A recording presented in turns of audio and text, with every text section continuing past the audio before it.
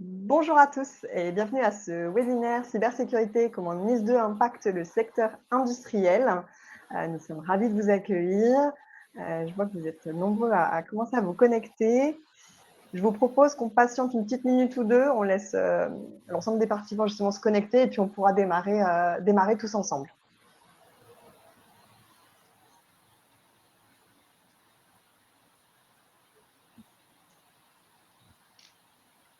Je vois que l'onglet chat s'active. Bonjour à tous, à tous ceux en tout cas qui nous saluent. Et justement, j'en profite pour vous dire, si vous avez des soucis de son ou d'image, n'hésitez pas à le dire maintenant, voilà, justement dans l'onglet chat. C'est peut-être le bon moment voilà, pour qu'on essaie de résoudre le problème.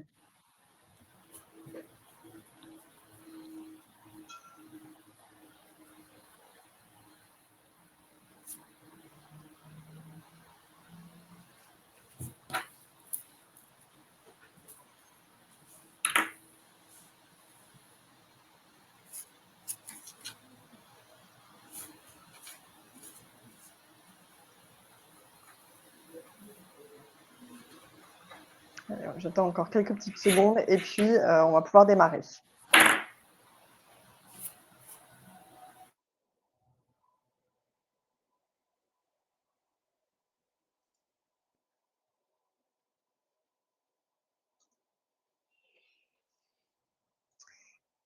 Et le replay sera bien accessible après l'enregistrement. Grégory, pour information.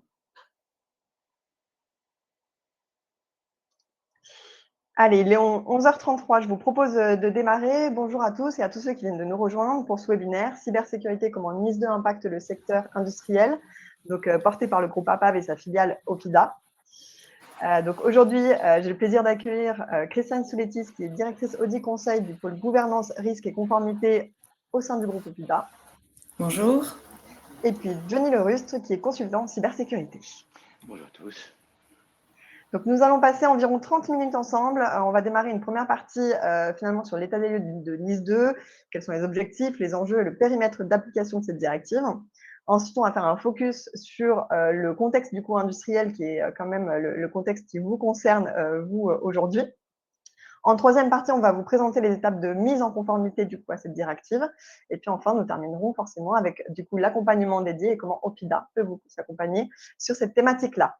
En fin de présentation, on répondra à toutes vos questions. Donc, ça me permet de faire un petit parallèle. Sur la droite de l'écran, vous avez différents onglets. L'onglet chat que vous avez déjà bien découvert. L'onglet questions que vous pouvez utiliser pour poser l'ensemble de vos questions. Voilà, on y répondra majoritairement à la fin de l'événement. Un onglet qui s'appelle sondage, puisqu'en effet, on va vous poser quelques questions de sondage pendant la présentation. N'hésitez pas à y répondre. Ça va permettre du coup à nos experts de pouvoir adapter leur discours en fait un petit peu en fonction de vos réponses. Quoi vous dire de plus que du coup, la session est en effet enregistrée, donc vous recevrez automatiquement le replay à la fin de l'événement. Et puis, on va pouvoir démarrer. Donc, avec cette première partie sur NIS2, les objectifs, enjeux et le périmètre d'application. Et avant de démarrer, on a une première question de sondage pour vous, qui est « Connaissez-vous la réglementation NIS2 ?» Donc là, c'est dans l'onglet « Sondage » qui est à la droite de votre écran. On vous propose 3 réponses. Oui, très bien. Oui, mais sans connaître les exigences. Et non. Je vous laisse répondre. Encore 10 secondes. Et puis, je pourrai donner la réponse à Christiane.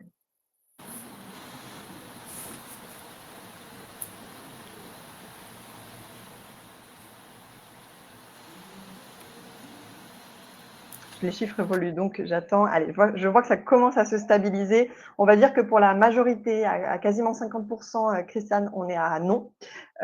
Ensuite, on a à peu près 40% sur oui, mais sans connaître les exigences. Et puis, on a à peu près 10% sur oui, je connais très bien NIS2. Et donc, je te laisse la main pour la présentation. Eh bien, je te remercie Mathilde.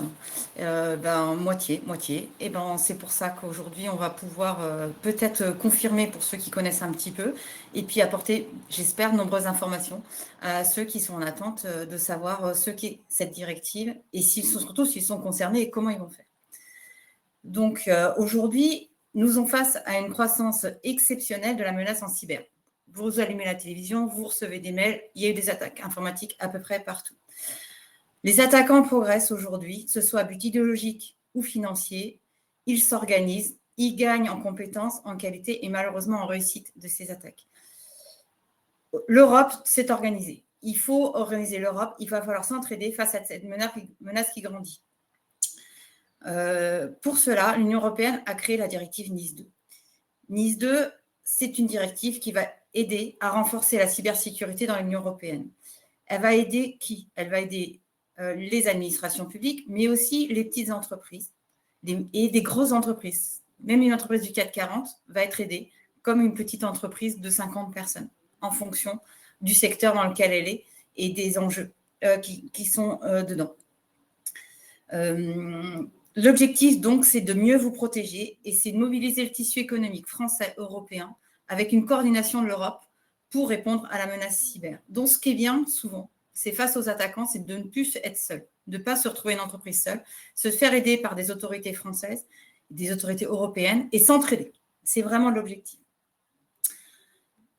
Qui est concerné? 18 secteurs d'activité concernés. Aujourd'hui, on va parler de secteur industriel. Le secteur industriel, aujourd'hui, c'est le deuxième secteur le plus attaqué. Voilà, en France, c'est important. Pourquoi est-ce que c'est un secteur qui est attaqué? Simplement, c'est que ça commence à être connecté. Maintenant, vous avez des intrusions dans vos systèmes outils de plus en plus courants. Pourquoi? Parce que vous êtes numérisé, parce que vous êtes connecté, vous utilisez des objets intelligents, des robots, de l'intelligence artificielle parfois, et des échanges de données, des données qui sont chez vous, qui sont dans des clouds. Tout ça fait des portes ouvertes. Ça ouvre des portes à des attaquants qui vont sauter évidemment sur l'occasion.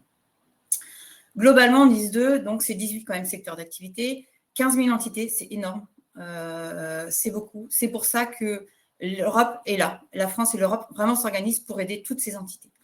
Réparties en deux types d'entités essentielles, importantes, on verra tout à l'heure dans quelle catégorie vous pouvez vous situer. 3 obligations. Alors, NIS 2, qu'est-ce que vous allez devoir faire si vous voulez être conforme à NIS 2? Vous aurez 3 obligations qu'on va détailler un peu plus tard. Mais si vous ne répondez pas à ces obligations, vous pourrez avoir des sanctions financières et qui peuvent être importantes. Je peux comparer un petit peu comme au RGPD. Voilà, on vous demande de le faire, on ne contrôlera pas obligatoirement. Néanmoins, vous pouvez être contrôlé et surtout si vous avez un incident de sécurité et que vous n'avez pas mis en place ce qui avait été demandé, vous aurez des sanctions financières. Juste une petite note, aujourd'hui, NIS 2 était voté au niveau européen, mais sa déclinaison française n'est pas encore définitivement votée. Elle doit passer, elle est en cours d'adoption au Parlement, ça va être vraiment bientôt.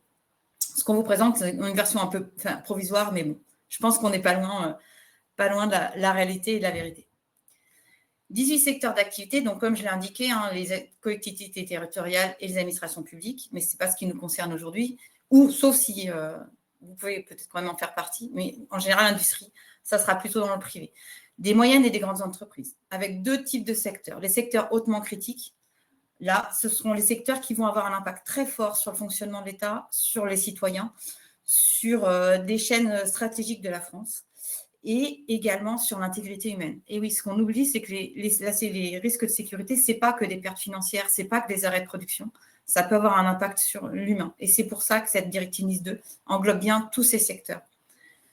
D'autres secteurs critiques qui vont être pris en compte, la différence va jouer sur les obligations de sécurité. Les mesures que vous devrez mettre en place seront un peu allégées si vous êtes un secteur critique par rapport à un secteur hautement critique. Vous allez, je suis sûre, me poser la question, suis-je impacté? Moi, je fais partie du transport, du secteur du transport, mais est-ce que je suis impactée? L'ANSSI avait créé un site qui s'appelle Mon espace NIS 2, sur lequel vous cliquez sur les boutons, vous répondez aux questions et vous verrez si vous serez impacté par NIS 2. Ça vous permet de vous préparer. Mon service cyber, mon espace NIS 2, qui est un site de l'ANSSI. Différence entre les entités essentielles et les entités importantes. Qu'elles soient critiques ou hautement critiques, ça ne change rien. Ce qui va changer, ça va être la taille de l'entreprise. Plus de 250 employés, un chiffre d'affaires très important. Vous êtes une entreprise essentielle. Vous aurez des mesures, des objectifs de sécurité plus importants.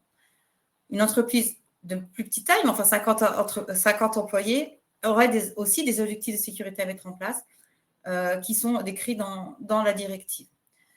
Quelques exceptions pour des entreprises encore plus petites, c'est pour ça qu'on parlait parfois peut-être de petites entreprises, qui sont ceux qui vont proposer des services numériques d'échange de données, de fourniture de services numériques, qui peuvent être vos fournisseurs, vos sous-traitants, ou vous-même, et qui peuvent effectivement être impactés par NIS 2. 3 obligations majeures, je l'ai dit dès le départ. La première, assez simple, vous déclarez sur une plateforme en ligne de l'ANSSI. Alors aujourd'hui, elle n'est pas en place. Elle sera en place quand la déclinaison de la directive sera votée au Parlement. Mais il faudra vous déclarer. Vous mettrez des noms de contact, des responsables de l'entreprise, toute une organisation qui aura pour répondre justement aux autorités compétentes. La deuxième obligation, ça va être d'être conforme à des risques pour résister aux attaques, de savoir gérer vos risques cyber. Donc, ça va être des objectifs de sécurité. Je ne vais pas les décrire là. Johnny va vous les décrire et les décliner dans le secteur industriel, parce qu'aujourd'hui, encore une fois, c'est ce qui nous intéresse. Et la troisième obligation, c'est déclarer vos incidents. Quand vous aurez un incident de sécurité, ça sera les déclarer auprès de l'autorité nationale désignée. Bon, aujourd'hui, c'est l'ANSSI. Et fournir des rapports tout au long de l'attaque. L'avantage, ça va être de communiquer et peut-être de vous faire aider et peut-être de pouvoir corréler à d'autres attaques pour d'autres entreprises, d'autres situations et vous aider à répondre au plus vite de l'attaque, au plus vite à cette attaque et à mettre en place des mesures de rémédiation. Donc, c'est vraiment pas une directive qui va être là pour, en fait, j'ai envie de vous dire, vous taper sur les doigts, ça va être là vraiment pour aider, pour participer et rentrer dans un système où, justement, un incident de sécurité, on n'est pas seul. Je rappelle ce que j'ai dit au départ, ils sont organisés, les attaquants. Il faut aussi, nous organiser. Je repasse la main à Mathilde. Merci, Christiane. Et du coup, on a une deuxième question pour vous au regard de ce que vient d'être cité du coup par Christiane. Est-ce que vous pensez que votre entreprise est concernée du coup par NIS 2 au regard des différents critères qui ont été cités? Je viens de lancer la question de sondage.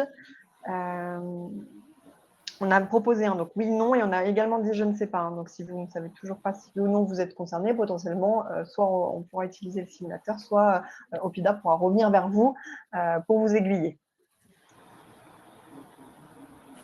Alors, j'attends que le chiffre se stabilise. Voilà, je laisse encore 5 secondes pour répondre.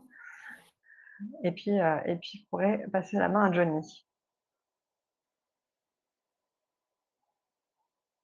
Alors, on a quand même, on va dire environ, parce que ça continue de bouger, 55% des personnes qui disent oui être concernées, on a 30% d'entre vous qui ne savent pas, et on a 18%, on va dire 20%, qui disent ne pas être concernés. Donc, voilà, je vous laisse peut-être poursuivre avec nous pour être sûr de ça et ou vous déconnecter si vous êtes sûr de ne pas être concerné par cette directive. Voilà. Et je passe la main du coup à Johnny pour la suite. Donc, bonjour à tous. Donc, la gestion de crise cyber dans l'industrie. Comme l'a dit Christiane précédemment, vous êtes tous des cibles potentielles pour des cyberattaquants. Donc, il faut vous préparer. Donc, nous savons, nous, et on sait tous que le système industriel s'est déjà préparé à différentes choses. Vous êtes préparé contre les incendies. Vous êtes préparé aussi contre des incidents de personnes dans votre entreprise. Donc, ce qu'on va faire, c'est qu'on va mettre en parallèle votre savoir-faire par rapport à vos exigences NIS 2. Bien sûr, on va mettre le parallèle sur la cyber, bien entendu. Ça veut dire quoi?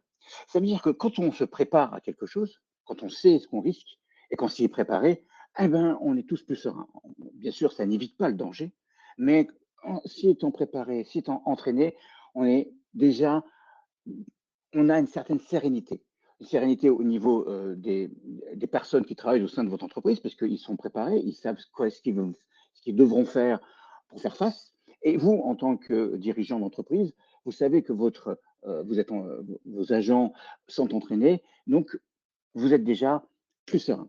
Donc on intègre la cyber complètement, on approche cyber complètement au sein de votre activité.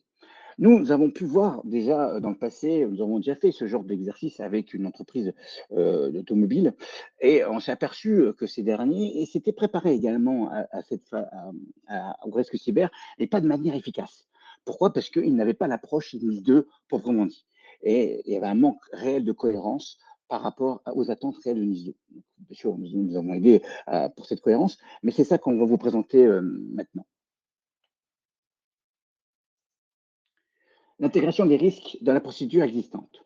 Comme je vous l'ai dit, vous connaissez, vous êtes déjà face à certains risques, vous êtes préparé à certaines choses, d'une part. Et d'autre part, on sait aussi que vous connaissez les termes de certification, de qualification, parce que vous êtes soumis à des lois et des règles dans vos secteurs d'activité. plusieurs règles peuvent être soumises par rapport à un secteur de l'énergie. Une centrale nucléaire a plein d'exigences pour être conforme. Le secteur automobile aussi, par exemple, il a plein d'exigences et de conformités auxquelles il est soumis, et le secteur agroalimentaire également. Donc, ce que je vais vous présenter, ça ne va pas être une surprise. On va reprendre à peu près la même logique. On sait que vous faites déjà conforme à l'IEC 63442 ou l'ISO 9000. Donc, comment ça marche? Ben, on va reprendre le même principe. Première chose, on va évaluer les risques. Ben, pour évaluer les risques, il faut les identifier. Donc, on va prendre des outils pour identifier les risques cyber et on va voir quels sont les risques qui vous êtes proprement dédiés à vous. Comme je l'ai dit tout à l'heure, en effet, une centrale nucléaire n'a pas les mêmes risques cyber qu'une entreprise automobile, qui elle-même n'a pas les mêmes risques cyber qu'une entreprise agroalimentaire. Je schématise vite fait. Une entreprise, par exemple, une centrale électrique, ben, elle a besoin d'électricité pour fonctionner. Si elle n'a plus d'électricité, elle ne fonctionne plus. Donc, on ne peut plus fournir d'électricité. Par exemple, je prends le secteur automobile. S'ils usinent des pièces, ben, si on change les paramètres d'une pièce, ben, les pièces sont plus conformes à la charte de qualité, et ben, ils ne peuvent plus produire de voitures. Je pense par exemple à une centrale d'eau ou d'agroalimentaire. Si on change la recette, on change les tolérances de toxicité dans un aliment, ben, du coup, répond plus aux critères de normes, elle ne peut plus distribuer son produit. Vous voyez, donc, ces aspects-là sont différents. Donc, forcément, il faut qu'on identifie les risques qui vous êtes totalement ciblés. Et bien sûr, comme disait Christian tout à l'heure, ça va sur l'IT, mais surtout sur l'outil. N'oubliez pas que dernièrement, nos amis russes ont fait l'apanage sur les réseaux sociaux, comme quoi ils avaient attaqué un système opérationnel français, ils avaient arrêté la production, mais en fait, ils avaient attaqué un moulin qui était en train de moudre la farine. Ils avaient confondu le moulin à une centrale hydroélectrique. Mais voilà, mais c'est pour vous dire que voilà, vous êtes complètement concerné. Donc, une fois qu'on a évalué, qu'est-ce qu'on fait? On forme et on sensibilise. On forme le personnel et on sensibilise le personnel. Alors, nous, dans la cyber, on fait une distinction entre formation et sensibilisation. Une sensibilisation, pour nous, dans le domaine cyber, c'est on va changer les habitudes des personnes qui utilisent. Par exemple, une bonne procédure de mot de passe, une bonne procédure d'authentification. Donc ça, on change les habitudes. Et une formation, on va leur donner des compétences. Pourquoi cette différence? Parce qu'on va sensibiliser l'ensemble du personnel aux bonnes pratiques cyber, on va former du personnel spécifique pour qu'il soit vraiment au cœur de votre protection. Ça veut dire, par exemple, lorsque il y a un problème sur un système, vous envoyez votre équipe technique intervenir pour résoudre le problème technique. Mais si on leur donne une compétence cyber en plus, ils ont cet œil.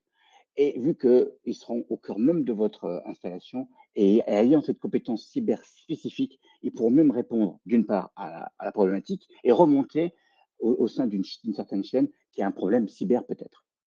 Et une fois qu'on a évalué les risques, qu'on a formé notre personnel, on met en place des protocoles. Vous voyez, il y a une cohérence que vous faites déjà. Mon protocole de quoi? D'urgence. Qu'est-ce que je fais si j'ai une attaque cyber qui a été décelée et vraiment, qu'est-ce que je fais vraiment? Qui je dois prévenir? Comment je réagis? Qu'est-ce que je dois protéger? Comment je fais? Eh bien, c'est ça qu'on met en place. On met en place des protocoles et on entraîne notre personnel. Ça, c'est la slide suivante. Et comme disait Christian tout à l'heure, ce n'est pas tout. NIS 2 a une consonance européenne. Donc, je me suis fait attaquer. Donc, j'ai mis en place, je me suis fait aider parce que j'ai prévenu les autorités compétentes au niveau cyber. On a mis en place des protocoles. On a repris une activité. Mais cette attaque que j'ai subie, moi, peut-être qu'un de mes partenaires en Europe, ou peut-être même en France, risque d'avoir subi la même attaque. Ou à l'inverse, peut-être qu'un de mes sous-traitants qui se trouve en Europe s'est fait attaquer, et vu que j'utilise les mêmes protocoles que lui, c'est avec moi la cible prochaine. Mais il s'est fait attaquer. Et grâce à cette collaboration interdisciplinaire, je peux mieux répondre à l'attaque que je subis. Tout cela pour faire mettre en place ça, il nous faut faire des exercices communs avec l'ensemble des acteurs au niveau local, mais national également. Comme vous voyez ici, on parle de l'ANSSI, je rappelle, l'Agence nationale de la sécurité des systèmes d'information en France, qui règle ici pour tout ce qui est défense cyber. Et une fois qu'on a fait ça, on fait comme vous connaissez, comme ça va pas être une surprise pour vous, suivi, amélioration continue. Pourquoi? Parce que les menaces, comme vous l'avez très bien dit Christiane, évoluent.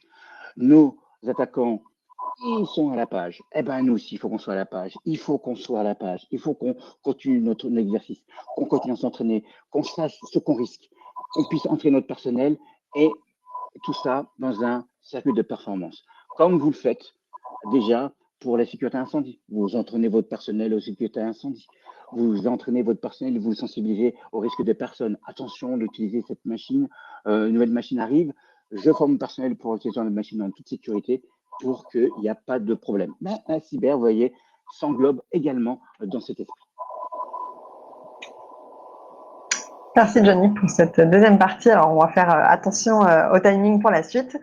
Avant de passer à cette troisième partie sur les étapes de mise en conformité, du coup, on a une petite question pour vous, au regard de ce qu'il a cité par Johnny. Est-ce que vous pensez du coup répondre aux exigences de cette directive? Et là, pareil, on vous a proposé oui, non, ou vous ne savez pas, parce que vous ne savez pas si tous les éléments sont bien pris en compte ou non. On vous laisse, voilà, je laisse 5 à 10 secondes pour répondre aux questions parce qu'il faut quand même qu'on accélère. Mais voilà, je vais pouvoir partager les réponses assez rapidement. Vous êtes très mobilisés pour répondre en plus, donc c'est génial. Allez, je vais clôturer les votes. Donc, on va dire qu'on est à peu près à 45% à ne pas savoir, 45% à dire non, je ne réponds pas aux exigences. Et ils sont un peu plus du coup de 10% à dire oui, qui répondent aux exigences. Donc, c'est déjà très bien pour vous. On va pouvoir du coup poursuivre. Comme je disais tout à l'heure, pour être conforme à l'exigence NIS 2, on va procéder par étapes. Et ces étapes, vous les connaissez déjà, vu que vous faites déjà des qualifications et des certifications. Première étape, on va faire un cadrage, état des lieux, voir ce qui existe déjà dans votre entité. Deuxième, on va faire, comme je disais tout à l'heure, une analyse de risque, pour vraiment voir ce qui vous est, qu'est-ce que vous risquez, et mettre en place des mesures de traitement du risque. Et ensuite, on va faire des audits et des tests de résilience. Ça veut dire, on va tester les procédures que vous avez mises en place. Parce que ce qui est important dans NIS 2, il demande de connaître ces risques, de les maîtriser et de pouvoir répondre rapidement. Donc, on va passer à la première étape. Comme je disais, ce n'est pas une surprise pour vous, en faire un diagnostic. Qu'est-ce que vous savez? Qu'est-ce que vous avez déjà mis en place? Parce qu'on sait que vous avez mis en place des choses. Est-ce que vous avez mis en place est conforme à la norme? Ensuite, une fois qu'on connaît un peu votre niveau de maturité, on va identifier les acteurs, quelles sont les personnes qui sont directement impliquées dans ce processus. Et une fois qu'on a votre maturité, qu'on sait les personnes qui sont concernées, on va se baser sur un référentiel. Le référentiel actuellement, vu que la loi n'est pas votée, on n'a pas de référentiel pur. En revanche, on a des objectifs de sécurité qui ont été édités par l'ANSSI. Donc, on sait déjà vers quoi on se tend. Donc, grâce à ces 20 objectifs de sécurité édités par l'ANSSI, on a un référentiel. Et grâce à ce référentiel, on va faire, bien sûr, le fameux gap, voir ce que dit les objectifs de sécurité et ce que vous avez en place. Et grâce à ça, on va pouvoir faire un plan. Le plan, il n'y a aucune surprise, vous le connaissez déjà. On a la mesure, les objectifs de sécurité, on va voir si vous êtes conforme ou pas, et on va mettre des commentaires. Et grâce à ça, grâce aux commentaires, on va faire un plan pour que vous soyez au plus juste par rapport à ces objectifs de sécurité. La phase 2. La phase 2, c'est l'analyse de risque. C'est un élément extrêmement important. L'élément important, parce que c'est ça qui va nous dire ce que vous risquez et qu'est-ce qu'on va mettre en place. Alors ici, ce qu'on voit à l'écran, ce sont les analyses de risque les plus connues en France, et BioCRM et mon service sécurisé. Je ne vais pas vous présenter ici, ce n'est pas le sujet, mais ça veut dire qu'il y a plein d'autres analyses de risque, de méthodes qui existent. Alors pour nous, vous pouvez utiliser celle que vous voulez. L'important pour nous, c'est qu'elle soit conforme à une norme, et oui, encore une, la norme qu'on appelle ISO 27005, qui explique qu'est-ce qu'il doit y avoir dans une analyse de risque. Si l'analyse de risque que vous utilisez est conforme à la norme, il n'y a aucun souci pour nous. Ça veut dire, donc, comment on fait? Comment vous faites déjà pour être qualifié? On va regarder la documentation, on va faire une cartographie des risques majeurs, c'est ce qui est important. Ensuite, on va faire un plan de traitement. Ce plan de traitement va nous permettre vraiment de savoir ce que vous risquez et de pouvoir faire en sorte d'entraîner votre personnel pour répondre à ces risques spécifiques. Comme je disais tout à l'heure, une centrale électrique n'a pas les mêmes risques qu'une entreprise automobile, qui n'a pas les mêmes risques que le secteur agroalimentaire. Donc, il faut vraiment s'entraîner sur ces risques qui vous est propre et entraîner votre personnel, être résilient, répondre rapidement, mettre en place toute une équipe. Et c'est là qu'on arrive à la phase numéro 3. La phase numéro 3, justement, grâce à ça, on va pouvoir mettre en place vraiment le plan. Un plan, comme vous voyez, un PCAPRA, plan de continuité d'activité et plan de reprise d'activité, qui va vraiment nous permettre de voir. Vous êtes déjà des PCAPRA en général dans vos entreprises. Ah ben, on va mettre la cyber dedans, on va l'intégrer complètement dedans, avec les mêmes méthodes, avec le personnel, avec une équipe de réponse sur incident rapide et efficace. Qu'est-ce qu'on va faire d'autre aussi? On va tester, on va voir si votre structure est solide, on va voir si votre plan de réponse est solide, on va voir si votre écosystème est solide, grâce à des tests, des audits, etc., pour voir si tout ça c'est solide, niveau cyber, bien sûr. On va faire des audits organisationnels, physiques. Et bien sûr, on va regarder, nous au cyber, on adore ça, les systèmes de sauvegarde de récupération de données. On a un petit dicton, une bonne sauvegarde, c'est une sauvegarde qu'on peut restaurer. Ça peut faire sourire, mais souvent, ce n'est pas le cas. Ensuite, bien sûr, on va faire des outils de conformité à la réglementation NIS2 et on reprend ce cercle vertueux.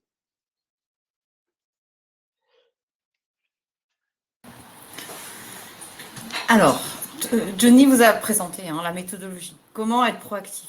Voilà, justement. Comment être proactif pour répondre à la directive et mettre en place ce qui vous permettra de réagir. Ce qu'on comprend bien, c'est que c'est difficile. Il faut vraiment, c'est un métier, la cybersécurité. Et pouvoir adapter vos processus industriels en rajoutant de la cybersécurité, ce n'est pas simple. La société Opida est une société qui est spécialisée en cybersécurité. Nous, on propose d'accompagner, vous allez le voir, dans de nombreuses conformités. Nous sommes une petite société, 45 consultants, mais que de l'expertise en cybersécurité. Nous sommes des pure players. C'est notre cœur de métier. Nous faisons partie du groupe APAV depuis 2021. Et notre objectif, c'est justement de pouvoir vous accompagner. Nous avons 3 pôles qui vont couvrir tous les domaines de la cybersécurité. Et dans une mise en conformité, il va y avoir de la gouvernance, notre pôle conseil, le pôle GRC, qui va réaliser ce que l'a expliqué Johnny, l'analyse de risque, le cadrage, l'accompagnement documentaire, le pôle audit qui va pouvoir vérifier à la fin que les choses sont bien en place, que vos systèmes sont résilients. Et nous avons un pôle évaluation qui est composé d'experts qui font plutôt des évaluations de sécurité accréditées par l'OFRAC et l'ANSSI et qui va lui aussi, dans la partie NIS2, pouvoir nous aider sur la partie chiffrement. La partie chiffrement qui vraiment fait partie de la directive. Tous nos métiers couvrent ce qui est nécessaire à vous aider et à vous conseiller dans la mise en place de NIS2. Nous avons des qualifications PASI, encore par le COFRAC, l'ANSSI, qui nous permettent d'assurer que nous avons un bon niveau.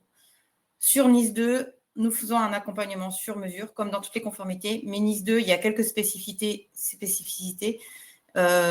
donc nous les intégrons et nous adaptons au métier de chacun. Donc la première chose, ça va être, comme l'a dit John, une étude d'écart, voir où vous en êtes, où vous voulez aller, enfin où est-ce qu'il faut aller, faire une analyse de risque, vous accompagner dans tout ce qui est rédaction documentaire, ce qui est pas simple à faire et encore une fois adapté à vos processus, vos méthodologies, votre société, vos métiers, et vous accompagner dans tout le suivi du projet de la mise en œuvre de la conformité NIS2. Une fois que cette conformité sera en place, vous serez proactif. On fera des audits pour vérifier que vous le resterez. Voilà. Et ces audits vous permettront de vérifier votre niveau de sécurité et en continu dans le temps. Voilà, faire des audits, etc. Et ça, nous pouvons le faire également. Nous avons des experts spécialisés dans les domaines de l'audit. Nous travaillons pour de nombreuses sociétés, que ce soit industrielles ou étatiques, dans différents domaines. Et vous voyez bien, ce sont des domaines qui doivent être couverts par justement NIS2.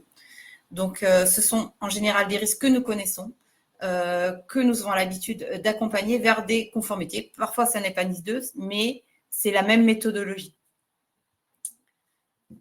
Et je laisse Mathilde terminer. Merci Christiane. Alors en effet, du coup, Opida fait partie du groupe APAV, responsable filiale du coup APAV Digital, qui est dédié du coup au risque numérique. On a différentes compétences du coup sur cette thématique-là, une compétence du coup en RGPD, des compétences en cybersécurité justement grâce à Opida, comme cela vient de vous être cité, en évaluation et reconnaissance avec l'organisme d'évaluation LSTI qui est vraiment spécialisé du coup dans la partie cybersécurité avec par exemple les ISO concernés. Et puis, un pôle de data science et intelligence artificielle avec, du coup, notre filiale 6x7.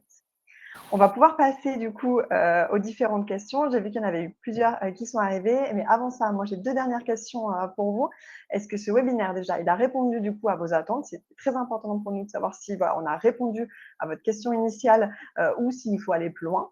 Et puis une deuxième question qui est: est-ce que vous souhaitez être recontacté, du coup, pour, poursuivre les échanges? Voilà, donc je vous laisse, répondre, du coup, à ces 2 questions et puis, j'affiche la dernière slide, pardon, en parallèle. Le 24 juin, on aura un prochain webinaire, sur remplacer ou faire durer vos actifs dans les équipements, les installations et les bâtiments. Si vous souhaitez vous inscrire, je vous partagerai le lien tout à l'heure. Maintenant, on va prendre, du coup, les différentes questions, qui sont arrivées. Je prends d'abord, l'onglet questions. J'ai vu que certaines est arrivées dans le chat, donc si on a le temps, j'irai dessus, mais je ne suis pas sûre. Une première question, je fais partie d'une société de 25 personnes, mais nous travaillons pour le naval et entre autres pour Thales et Naval Group. Je suppose que nous sommes concernés par cette directive. Alors, moi, de mon point de vue, c'est bien possible. Mais la seule manière de vous en assurer, c'est de voir mon espace Nice 2. Voilà, allez sur le site, hein, quelqu'un a mis le lien dans le chat. Oui, Avec les questions, vous aurez la réponse. Voilà. En j'ai général, également. effectivement, voilà. C'est ce que j'expliquais, les petites sociétés, les sous-traitants, fournisseurs qui sont dans le domaine numérique peuvent être impactés par Nice 2, effectivement. Je vais également le remettre pour qu'il apparaisse Oui, merci. plus bas dans le chat. Question suivante. Alors, comment un PAF peut nous accompagner pour respecter la réglementation et améliorer notre cybersécurité? Donc, déjà, grâce à notre filiale Opida, hein, qui est spécialisée dans le domaine. Et puis, du coup, Christiane vous a présenté tout à l'heure, du coup, comment on peut vous accompagner.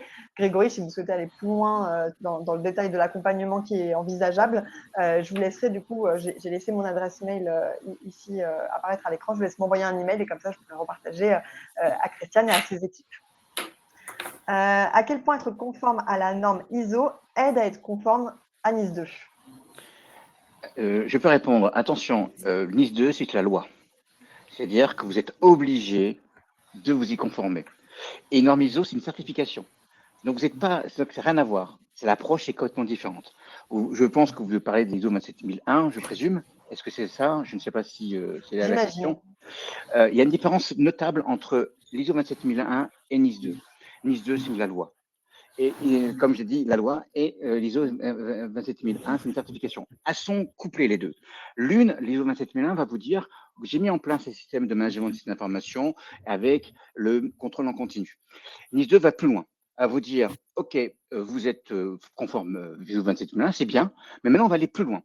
Plus loin, c'est-à-dire, est-ce que vous avez bien mis en place la PCAPRA? Est-ce que vous êtes bien mis en place la conformité avec l'ANSSI, qui est votre l'autorité avec qui vous êtes pour réponse aux questions d'incident? Est-ce que vous avez vraiment bien mis en place et testé votre réponse sur incident?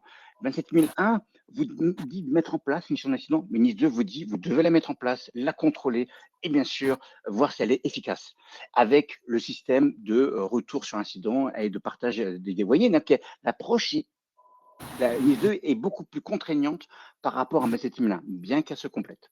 J'espère avoir répondu à la question. Je pense que oui, tu as répondu, Johnny. Après, ce qu'il faut aussi savoir, c'est que je pense que les exigences auxquelles répond à la fois la directive et à la fois ISO peuvent permettre, du coup, quand même d'atteindre, du coup, ces objectifs qui sont quand même similaires. Mais après, l'angle, en effet, comme l'a cité Johnny, n'est pas le même. Donc, l'accroche n'est pas le même. C'est pour ça que Une l'ISO autre a été créé pour aller plus loin que les normes ISO 27000.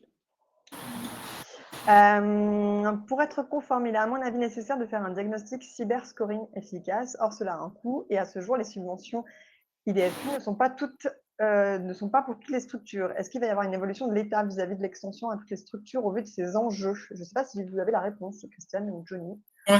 Alors j'ai répondu dans le chat, moi j'ai pas vraiment d'informations là-dessus, hein. Je pense que l'organisation autour de Nice 2 se mettra à place quand elle sera définitivement votée, vraiment. Donc là, on aura Voilà. peut-être plus d'informations à vous Oui, partager. je pense. Ouais. Alors, D'ailleurs, il y a une chose qui est mise en place actuellement, mais qui, comme dit Christiane, c'est pas vraiment encore acté.